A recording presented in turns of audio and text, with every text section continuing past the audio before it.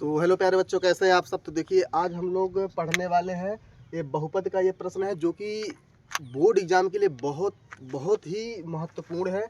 आप इस प्रश्न को ध्यान से देखिए और अगर आपके बोर्ड एग्जाम में इस तरह का प्रश्न आता है तो करना कैसे है स्टेप बाय स्टेप बताएंगे, वो भी आसान तरीके से बताएंगे। तो देखिए प्रश्न क्या दिया हुआ है। दिया है कि दो क्रमागत धनात्मक पूर्णांक ज्ञात कीजिए जिनके वर्गों का योगफल कितना है, 365 है। तो देखिए सबसे पहले करना क्या है कि भाई मानना पड़ेगा, माना दो क्रमागत धनात्मक जो पूर्णांक है वो मानना पड़ेगा। तो क्रमागत संख्या क्या होती है, जिसे मान लीजिए क्रमागत संख्या का मतलब होता है जैसे 1 2 2 3 3 के बाद 4 4 के बाद 5 एक क्रम में है तो क्रमागत संख्या हो गई। लेकिन यहाँ पे हमें दो क्रमागत धनात्मक पूर्णांक मानना है तो हम पहला क्रमागत धनात्मक पूर्णांक क्या मानेंगे, x मानेंगे, और दूसरा क्या मानेंगे, x प्लस का 1 मानेंगे। तो सबसे पहले यहाँ क्या लिखेंगे, यहाँ लिखेंगे हम सॉल्यूशन।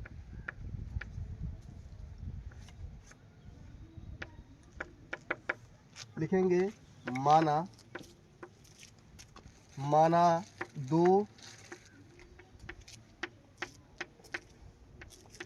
दो क्रमागत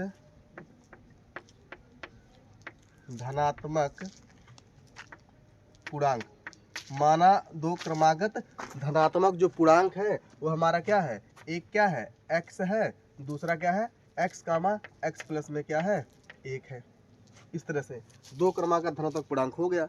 अब प्रश्न में क्या बोला है, जिनके वर्गों का योगफल। अब इनके वर्ग करके इनका योगफल जो है वह 365 के बराबर है। तो लिखेंगे यहाँ पे कि वर्गों का योगफल कितना है, यहाँ लिखेंगे वर्गों का योगफल बराबर है, कितना बराबर है भाई, 365 के। तो यहाँ लिखेंगे 365 लिख देंगे। अब इनके वर्गों का यानी जो पूर्णांक है उनके वर्ग यानी कि x का वर्ग कर देंगे एक बार, और प्लस में इस x प्लस 1 का वर्ग।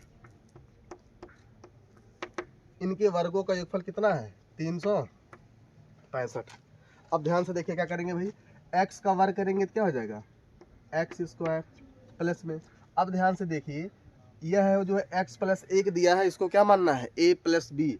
तो a प्लस बी का होल स्क्वायर क्या होता है, अगर जिनको नहीं पता तो यहाँ देखिए ध्यान से, a प्लस बी का जो होल स्क्वायर होता है वह क्या होता है, a का स्क्वायर प्लस का क्या होता है b स्क्वायर, और प्लस का क्या होता है 2ab होता है। तो यहाँ लिखेंगे हम a का स्क्वायर मतलब x का स्क्वायर, अब b मतलब b का मान 1 है, 1 का वर्ग करेंगे क्या आएगा, 1 ही आएगा। अब प्लस में 2ab, तो दो एक्स गुणा करेंगे तो क्या होगा 2x, और एक का गुणा करेंगे तो क्या हो जाएगा, तो 2x ही होगा। यानी क्या लिखेंगे 2x लिखेंगे, बराबर में क्या लिखेंगे 365।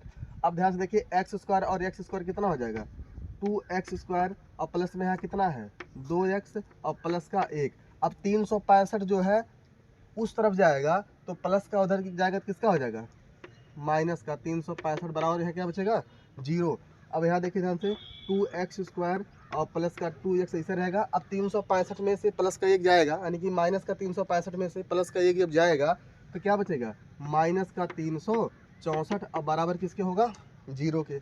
अब यहाँ पे देखिए ध्यान से, जब भी इस तरह से फॉर्मेट बने, अगर आपको कुछ कॉमन दिख रहा तो कॉमन ले लो। कॉमन लेने से क्या फ़ायदा होगा, जब भी आप कॉमन लोगे तो कॉमन लेते ही यह आपका जो आपका कैलकुलेशन होगा वो बहुत ही क्या हो जाएगा, छोटा हो जाएगा, यानी कि आपके लिए फ़ायदा होगा। तो यहाँ दो हम कॉमन ले लेंगे तो क्या बचेगा यहाँ पे एक्स स्क्वायर, और प्लस में यहाँ क्या बचेगा एक्स, अब माइनस का 364 में 2 का भाग लगाओ कितना आएगा 182, बराबर में क्या बचेगा 0।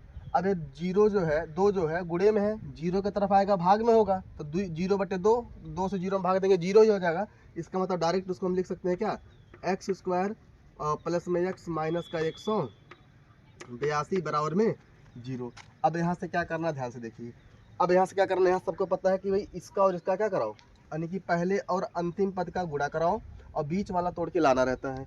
तो इसका मतलब 182 एकम 182, जब 182 को दो भागों में तोड़ोगे तो गुणा करने के बाद 182 आना चाहिए, और जोड़ने या घटाने के बाद कितना आना चाहिए 1 आना चाहिए, यानी कि 1x आना चाहिए।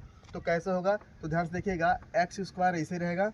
अब 182 को जब आप गुणनखंड करोगे इस तरह से, कैसे करोगे 2 9 18 2 कम 2, फिर 7 से 13 7 91, 13 कम 13, यानी कि 2 7 14 और 13। यानी कि 13 और 14 के कम्बिनेशन से आप इसको क्या कर सकते हो, तोड़ सकते हो। तो यहाँ लिखेंगे हमारे पास x प्लस का है तो 14 किसका रहेगा, प्लस का रहेगा। तो यहाँ लिखेंगे प्लस का 14x माइनस का 13x और यहाँ पे माइनस का कितना है 182 और बराबर क्या बचेगा 0। यानी कि 13 और 14 का गुणा कराओगे 182 आएगा और 14 में से 13 घटाओगे तो क्या आ जाएगा, 1 भी आ जाएगा।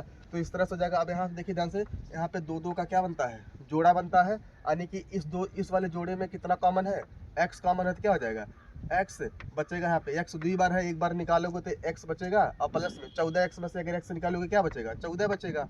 और माइनस में यहाँ पे क्या कॉमन है 13। अब 13x में से अगर 13 निकाल लोगे तो क्या बचेगा x और यह माइनस और माइनस मिलकर क्या हो जाएगा प्लस। अब 13 से 182 में भाग दो, कितना बार भाग जाएगा, तो 14 बार भाग जाएगा, बराबर क्या बचेगा यहाँ पे 0। अब x प्लस 14 कॉमन है तो x प्लस में 14 यहाँ लिख लो और अगले ब्रैकेट में क्या हो जाएगा x माइनस में 13। अब दोनों 0 के बराबर है, दोनों 0 के बराबर है तो यहाँ लिखोगे x प्लस का 14 बराबर में 0 और x माइनस का 13 बराबर में 0। तो x बराबर क्या हो जाएगा, प्लस का 14 धरा गया तो क्या हो जाएगा माइनस का 14 और x बराबर हो जाएगा माइनस का 13, 0 की तरफ आएगा तो क्या हो जाएगा प्लस का 13। अब हमारे पास बोला है कि क्रमागत धनात्मक पूर्णांक होने चाहिए और यह भी तो पूर्णांक है लेकिन ऋणात्मक पूर्णांक है, तो इसलिए हमारे पास क्या हो जाएगा, ये अमान्य हो जाएगा। यानी कि हमारा आंसर ये नहीं है। मान्य जो हमारे पास होगा वह हमारे पास क्या होगा 13। तो अतः हमारे पास जो पूर्णांक हो जाएंगे, अतः जो क्रमागत पूर्णांक हमने माना था, अतः क्रमागत जो पूर्णांक हमने माना था, क्या माना था, x माना था और क्या माना था x प्लस में 1। तो x का मान कितना हो जाएगा, x का मान हो जाएगा 13 और कामा 13 और प्लस 1 कितना हो जाएगा 14। तो हमारे जो दो क्रमागत धनात्मक जो पूर्णांक थे वह क्या हो जाएंगे 13 और 14, जिनके वर्गों का योगफल कितना होगा 365 होगा। तो आप भी बड़े आसानी से इस तरह से इस वाले प्रश्न को आप भी घर पे 1-2 बार प्रैक्टिस करके एकदम आसान तरीके से आप समझ करके इसको कर सकते हो जो है। बाकी कोई दिक्कत नहीं, अगर इसके बाद भी अगर कोई दिक्कत है आप कमेंट करिए, नेक्स्ट वीडियो में उसको हम अच्छे से क्लियर कर देंगे।